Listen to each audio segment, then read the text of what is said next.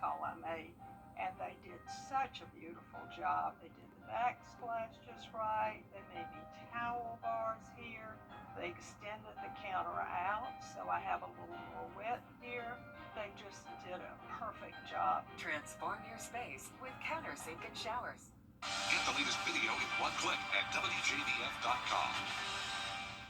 The News Channel 6 mobile app is now even better. Download it today. Right now on News Channel 6 at 5, the rippling effects of the government shutdown. How the federal freeze is affecting South Carolina as your News at 5 starts now. Live from Television Park, this is WJBF News Channel 6 at 5.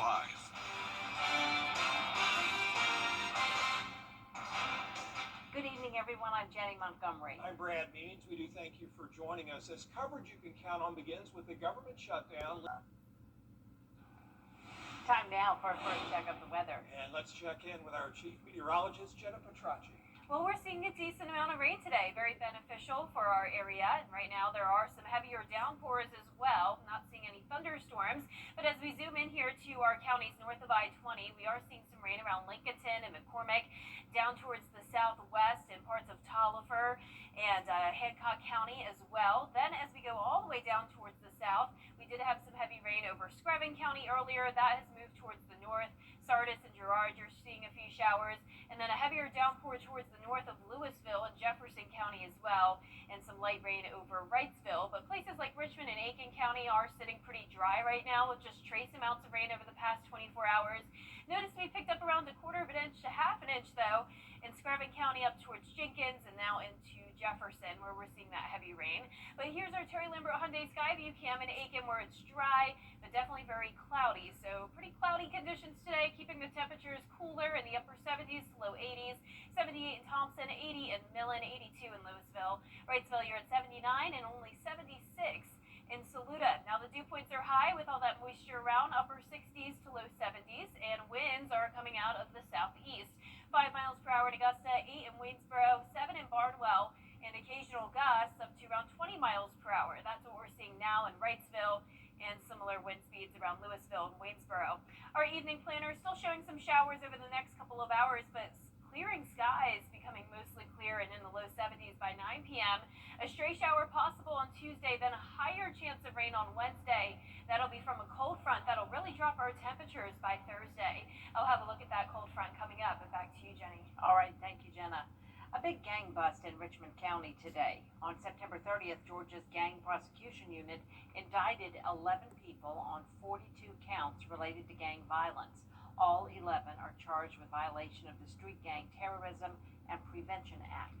6 of those suspects, Demetrius Scott, Bron Robertson, Khalil Stevens, Clarence Thomas, Damian Bell, and John Quavius Thomas, are still wanted. The other 5 are in custody. 7 are accused in a May 4th drive-by shooting at a home in Richmond County. Questions tonight about the future of an Aiken County ministry that serves the homeless.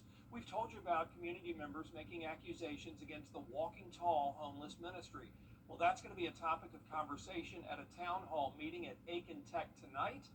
And that's where we find News Channel 6's Graham Lee live for us now. Graham, several local and state leaders are expected to be there. Well, that's right, Brad. Actually, State Representative Melissa Lackey Arena, she just walked in the door a few moments ago. They're getting things set up for this town hall meeting. She represents District 84 here in Aiken County, and the plan for her is to hold this town hall meeting to discuss several things. A couple of those including updates in the future of the Horse Creek Valley area, but also adding to the agenda as of this past week was the Walking Tall homeless ministry controversy. So as we learned this past week, we learned that community members have raised questions and now allegations against that ministry after following a concerned citizens meeting that happened a couple of weekends ago. The reported accusations include misappropriating funds and that the ministry has been moving homeless people into Aiken County from different parts of the country. I talked to the director. He says these accusations are false. We also recently talked to those concerned living in the Burnetown and Gloverville area, and they say they're calling on lawmakers and law enforcement to take action after not seeing progress being made when it comes to crime and homelessness. We're seeing a steady incline in the homeless, and we don't see where they're helping the community at all. In worse because crime's going up, and we see a lot more homeless. So if you're supposed to be helping the homeless, well, how are you doing that? What time does So it that meeting start? starts just within the next hour, so it's at 6 o'clock tonight. It's at 6 o'clock here tonight at Aiken Tech, and we're expecting to hear from several different officials, SCDOT, Burnett Town's mayor, along with Aiken County Public Schools Superintendent Dr. Corey Murphy as well, and Representative Arimas is going to be sitting down with Sheriff Marty Sawyer to talk more about those issues involving the ministry. Live in Aiken, Graham Lee, WJBF, News Channel 6. Thank you for that report. Renovations at the Augusta Golf Course are flying high, but for the city, things have hit a rough patch. The patch is undergoing a major redesign, but the work has strayed off course. Sources tell News Channel 6 about a dozen acres are on land belonging to the neighboring Daniel Field Airport. The city has been discussing what to do behind closed doors, but a lease agreement for the property is in question is being worked on. We're working through those details now, George. We're trying to figure out what's going to be the best solution for both sides. But right now, our goal is to make sure nothing stops, the progress doesn't stop, and we continue to do what's necessary to keep both entities happy. Daniel Field's assistant director declined to comment on the talks that are ongoing with the city. Well, a big mess after a car crashed through a house in Augusta. It happened this weekend on Ridgewood Drive, and there's the proof. Look at that. Just went all the way through it. Investigators say the car came through a dead end at Beaver Road and hit the home. This is the part I don't understand. The sheriff's office says the driver of the car said he was chasing another car and he saw it stop, so he left the road and then ran right through that house. The driver was cited and released. No arrest. In South Carolina, a driver suffered a medical emergency before crashing into a school in Pickens County. Ariana Meadows reports. I'm here at R.C. Edwards Middle School in Central. Take a look at pieces of brick missing from the front of the school. There's also caution tape and cones protecting the area. We arrived on scene. We found the vehicle. It was leaking a few fluids, but there was no patients inside. The driver had gotten out. They had taken him to the nurse's office. The Central Fire Department tells me they were called to the scene just before 8 a.m. and told a vehicle hit the building. The fire department and the school district of Pickens County say the driver had a medical emergency when they accidentally hit the front of the school. Officials say there were no injuries. We're told there were also no students around when the incident happened. So we were able to secure the scene and get some oil dry out and help EMS get the patient evaluated and turn it over to Highway Patrol and school district officials. District officials say the school day is operating as normal. The school district of Pickens County says the portion of the building that was hit was not load-bearing. In Pickens County, Ariana Meadows. Horse Creek Academy is putting its mission of service into action, not by asking for grants, but by giving them. The program started in 2023 to expand Horse Creek's impact.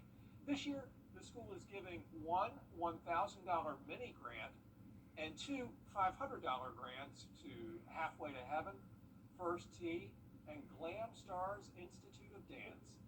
It's all about showing students how small acts of giving can create big ripples. We also try to talk about these winners on and off campus with our kids. So it's something not just that the school's doing, but it's something that kids can be proud of, that they're part of the organization that's making a difference. Horse Creek, such a great place. Local organizations can apply through the school's website or its Facebook page. Coming up, a political battle shaping up in Georgia.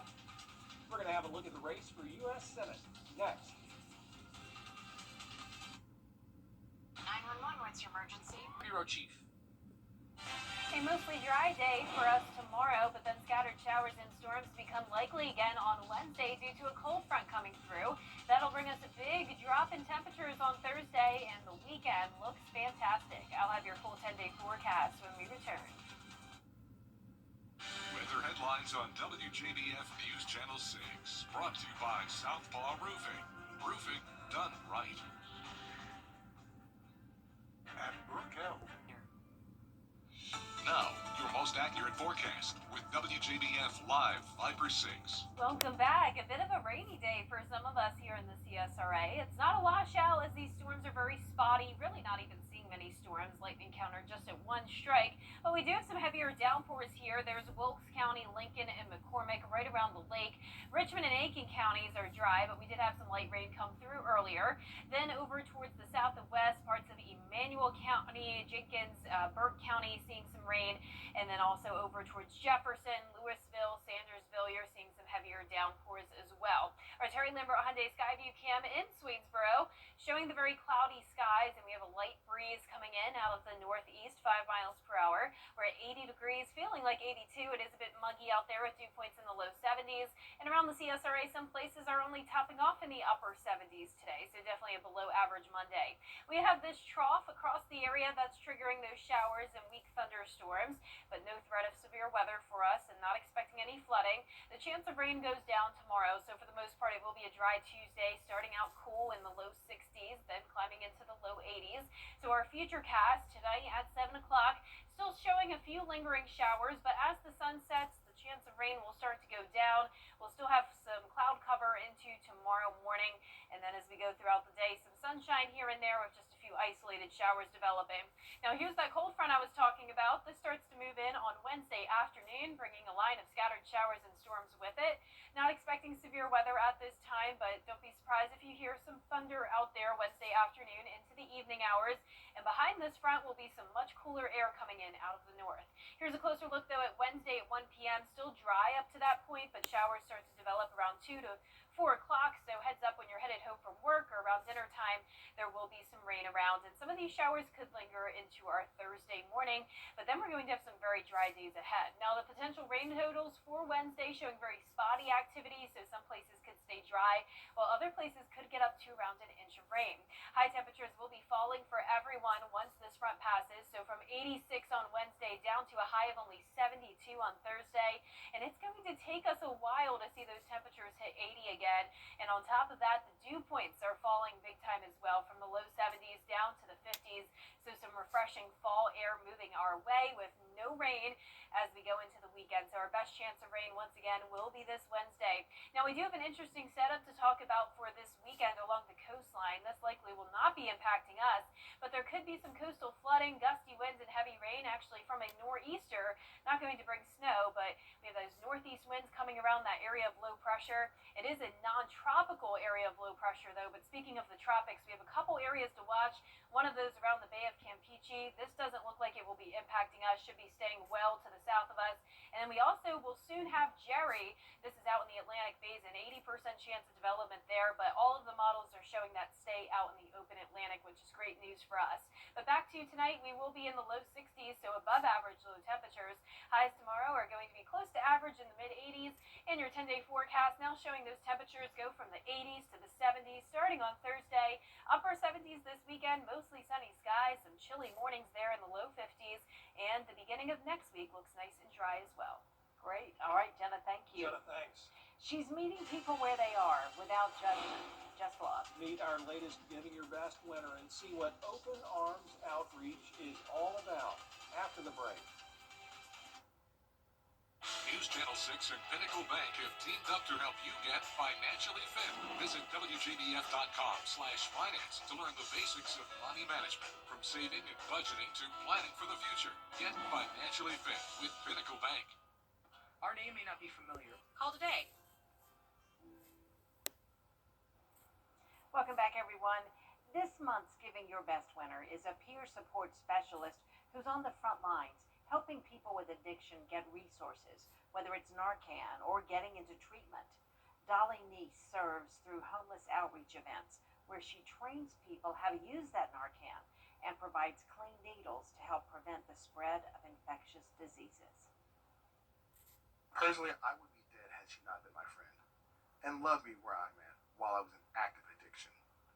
She brought me Narcan that saved my life many times. Nominator Harry Whitaker wants people to know that lives are changed because of Dolly Neese and her outreach called Open Arms. Open Arms is an organization we connect directly with people who are currently using substances or their family members or people in early recovery to try to provide them with more resources, whether it be life-saving resources like Narcan or linkage to things like detox, MAT treatment, or even just like where meetings are that are recovery support services. So we just try to remove barriers. Dolly knows firsthand the struggles.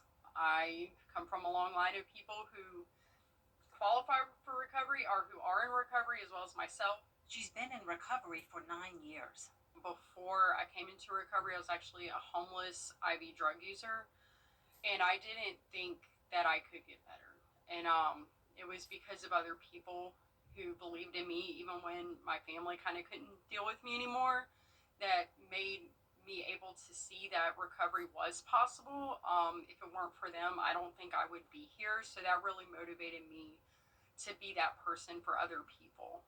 Open Arms has been recognized by the Georgia Council of Recovery as a recovery community organization for Augusta, and Dolly credits what she calls an amazing partner in Good Neighbor Ministries.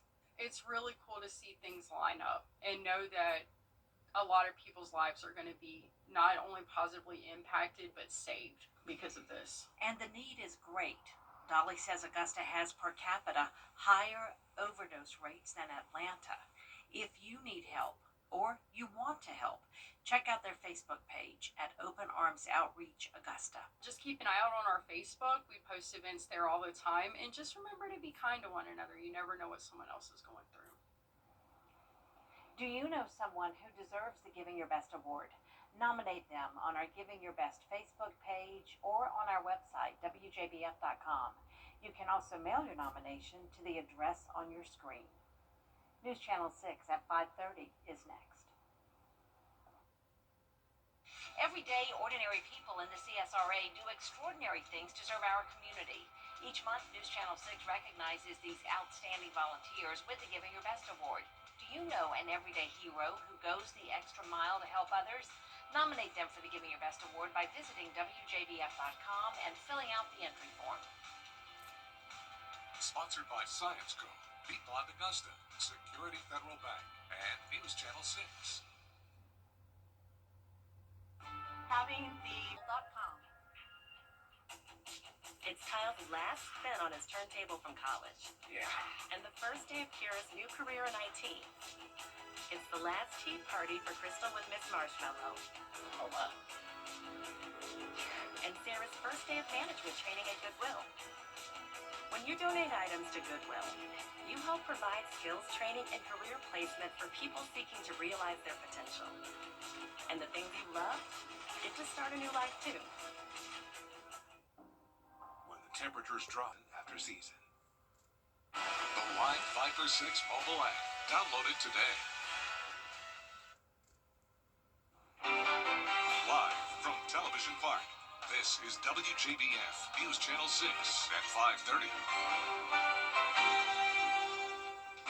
And good evening. Thank you for joining us. I'm Sean Cavenstock. We begin with a look at our local headlines at the bottom of the hour. Happening tonight, a town hall in Aiken County will address controversy surrounding Walking Tall Ministries in Gloverville. The group faces allegations of misusing funds. State Representative Melissa O'Ramus will lead the meeting, joined by Burnett Town Mayor and the Aiken County Sheriff. It begins at 6 at the Aiken Tech Gym on Jefferson Davis Highway. A major gang bust here in Richmond County. Georgia's Gang Prosecution Unit has indicted 11 people on 42 counts tied to gang violence. All are charged under the state's Street Gang Terrorism and Prevention Act. 6 suspects, Demetrius Scott, Byron Robertson, Khalil Stevenson, Clarence Thomas, Damian Bell, and Jaquavian Thomas are all wanted. Others are in custody. 7 are accused in the May 4th drive-by shooting at a Richmond County home. Horse Creek Academy is putting its mission of service into action, not by asking for grants, but by giving them. The program started in 2023 to expand the school's impact. This year, Horse Creek awarded one 1,000 mini grant and 2 $500 grants to Halfway to Heaven, First Tee, and Glam Stars Institute of Dance. Local groups can apply through Horse Creek's website or Facebook. It's day 6 of the government shutdown and still no end in sight. And time for a quick check of the forecast. Chief Meteorologist Jennifer Tracci joins us now. Jenna, some beneficial rain in some locations. Yeah, finally, Sean. I mean, we'll take this rain all day long. We could use it. Now, I wish it was more widespread. This is very spotty activity, so it's still not amounting to a lot of rain to help us out with the drought. But you can see some heavier downpours here and there, especially in our western counties and up towards the north here around the lake, McCormick and Lincolnton. You're seeing some rain, heavy shower activity around Crawfordville as well, parts of Hancock, Tolliver, and Warren counties there, seeing that downpour. Another area of heavier rain around Glasscock and Washington counties, and then notice into Burke as well, right over Waynesboro. We have some light rain, and we're actually seeing that on our Terry Lambert Hyundai Skyview cam, which we'll take a look at in a moment. Notice a lot of places, especially our eastern counties, have only picked up a trace amount of rain so far, but we are seeing this swath of around 1/4 inch to 1/2 inch from Emmanuel County up to Jefferson. And it's hard to see, I know, but there is that light drizzle coming down here in Waynesboro. Very cloudy skies there as well, and overcast conditions across the majority of the CSRA, with cooler temperatures today in the upper 70s to low 80s. We're right at the 80-degree mark in Augusta, 75 in Gibson, and 78 in Edgefield. Dew points are high in the low 70s, so plenty of moisture around with this southeast wind. 5 miles per hour in Augusta, 10 in Barnwell, and we're occasionally seeing winds gusting up to around 15 to 20 miles per hour. So breezy tonight, and you can see for the rest of your evening, skies will start to clear out, with that chance of rain decreasing once we get past around 7 p.m. Now looking ahead, a very low chance of rain for us on Tuesday, but then a cold front's going to bring us some scattered showers and storms Wednesday, followed by a big cool down Thursday. I'll have a look at your future cast and those temperatures coming up, but back to you, Sean. All right, Jenna, sounds good, thank you. Well, rescuers are rushing to help hikers stranded on Mount Everest after a sudden October snowstorm caught hundreds off guard. Teams with horses and oxen are pushing deep through snow to reach a tourist camp on Everest's Tibetan slope. It's nearly 16,000 feet up. A sudden Friday snowstorm and blizzard crushed tents and cut off communication. Chinese state media reports hundreds rescued, but many hikers remain stranded, facing hypothermia. Israel and Hamas have begun peace talks. SLED is investigating a fire that destroyed a South Carolina Circuit Court judge's home. That fire broke out Saturday afternoon at a gated community on Edisto Beach. 3 people were taken to the hospital, 1 airlifted. A witness says she saw it happen with her dad just down the road. He said it was so hot he couldn't even cross over the bridge to get there. But he said he couldn't do much because the whole house was already on fire and just the heat from the fire. The state's chief justice says there's no evidence to indicate the fire was intentionally set. SLED agents have so far found no evidence to support a pre-fire explosion. Diane Goldstein told the Daily Mail she's all right. Last month, she blocked South Carolina from sharing voter data with the Trump administration, a ruling later overturned after Governor McMaster objected. Well, coming up, 2 American women make history on the international cheese stage. Their story next in What's Trending. And we're going to be talking about that cold front bringing us cooler temperatures and some rain again on Wednesday. Stay with us. This week, the government book direct flights to Washington, D.C. at flyags.com. And welcome back. Time to take a look at what's trending. So a black swan became a bully in a British community, so it's been evicted. Locals in Stratford-upon-Avon say it attacked other birds, tried to drown them, and disrupt nests. They nicknamed him Reggie, and the swan warden captured him and called him a pest. So Reggie will be moved to a waterfall center in Devon, and the warden says it's sad, but it's better for the local river. Busch Light is celebrating 19 years of its hunting edition cans. One fan could get beer money for 19 years by legally changing their name to Hunter. The name has dropped 93% in popularity over the last 5 years. So fans can enter on social media using the hashtag #BecomeAHunter and hashtag sweepstakes. Anheuser-Busch will cover all the legal costs. And this afternoon, we're meeting 2 women doing America proud for their cheese expertise. In France, Amila, she's from Philadelphia, and Courtney from Seattle just made history on the international cheese stage. Danny Newt has their story. American history was just made at what you might call the Olympics of cheese. I was like, am I dreaming? Amelia and Courtney here just became the first American duo to reach the podium for the Mondial du Fromage. Amelia took first place and Courtney took third in this international contest that meets in France every 2 years to crown the world's best cheesemonger. What's that? Basically the cheese equivalent of a sommelier. For almost a year, these two already certified cheese professionals studied for hours a day. Courtney says she handwrote more than 1,000 flashcards, and Amelia had to buy a second fridge to store all of her cheese samples. There was a lot of blind tasting practice, having people make blind tastings for us. Once they qualified and arrived in France, Amelia and Courtney had to complete 9 challenges over the course of around 8 hours. It's noticeable visually, to the touch. This included an oral presentation, blind tasting, a contest to cut 4 exactly half-pound cheese samples, and even a written test that I attempted to field a question from. What are the exact dates that the cheese Lativa can be made in Switzerland? June.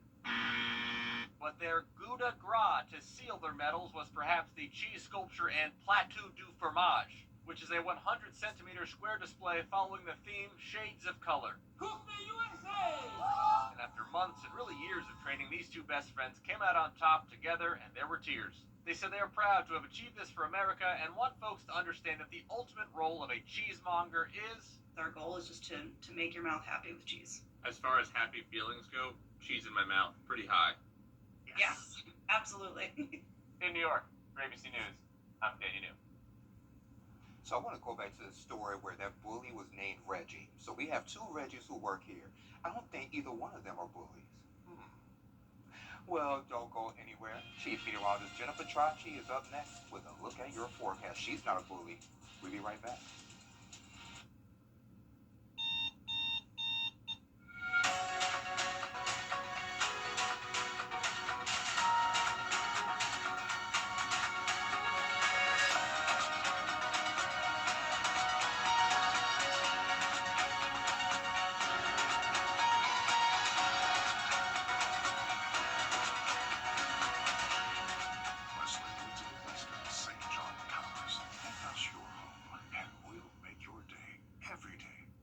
It's time to update that old tub on Facebook, X, and Instagram.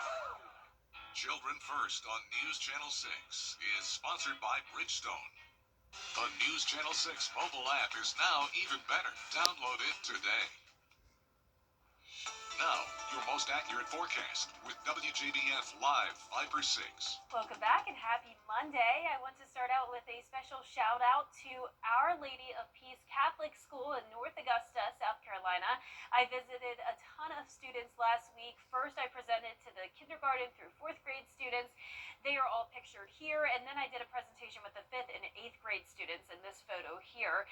All of them were fantastic. They already knew a lot about the weather and were excited to learn more, and they did a great job coming up and presenting the forecast. So thank you so much to Our Lady of Peace for having me, and I look forward to coming again next year. Here's a look at Live 5 for 6 right now as we are tracking rain in our Georgia counties for the most part. A lot of our eastern counties are dry. Here's a look north of I-20 where we're seeing some heavy rain here in between Lincoln and McCormick counties.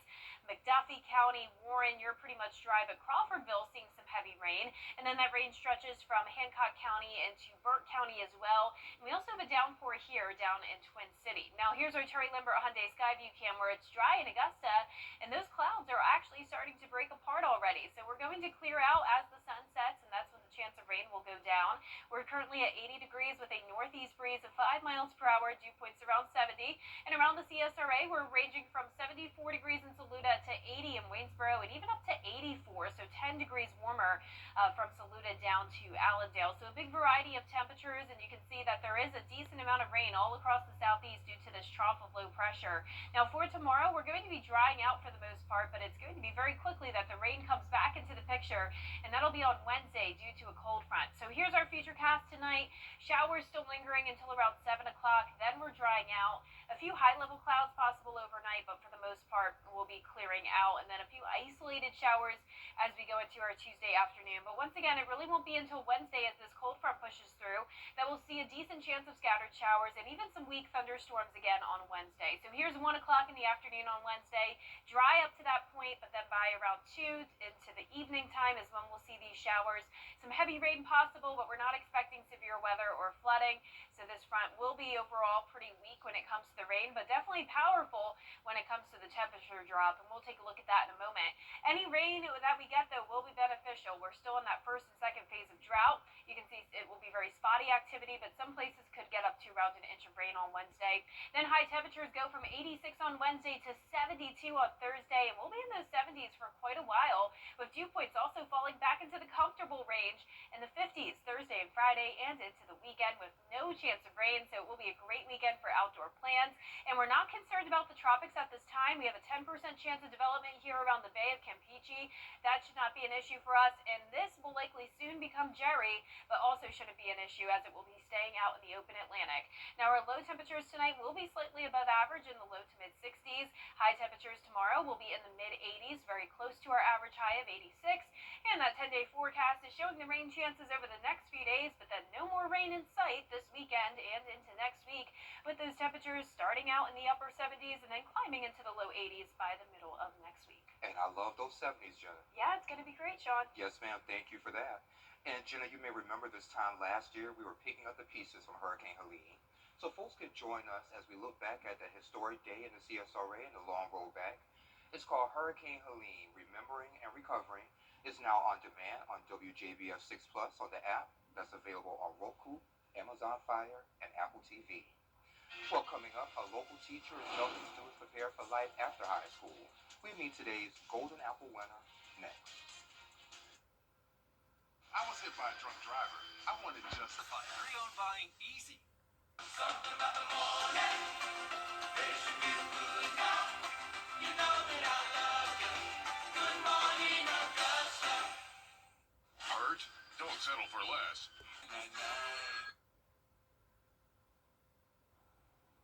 In time to meet a teacher who's helping her students prepare for success long after graduation, Brad Means joins us now. Hey, Brad. Hey, Sean, great to see you, and great to pay a visit to Amy Bruce's classroom recently. She's a key part of a great team at Burke County High School, making a big impact on so many young lives. Mrs. Bruce is the winner of the Golden Apple Award. Amy Bruce helps her Burke County High School students get a firm grasp of English language arts. They learn so much in her classroom. We do reading, writing, and grammar. We also teach them how to present and their skills regarding how to talk in front of people. So pretty much what I'm doing right now. And that's the kind of skill set that can carry you far in life. It will help them in the future when they're trying to do their job skills, looking for a job, how they present themselves and who they are. In fact, we just finished doing an identity unit for them to search on who they were and what defines them. Ms. Bruce cares about her kids as students and as individuals. They have to relate to their teacher. If they don't relate to their teacher in some type of way, know their teacher's scared, they won't learn. And my job is not just to teach them, but it's to learn, teach them how to learn.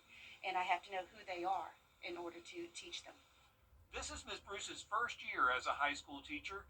She comes here after making stops in 6th, 7th, and 8th grade classrooms. And I'm loving it. I'm loving the students. I'm loving what they bring in, and we can have different types of conversations than we could in middle school. Mrs. Bruce with her sister there, a family affair when it comes to teaching. Hey, if you know a teacher who deserves the Golden Apple Award, won't you let us know? Just go to WJBF.com, find the Golden Apple link, and fill out a nomination form. News Channel 6 at 6 is next.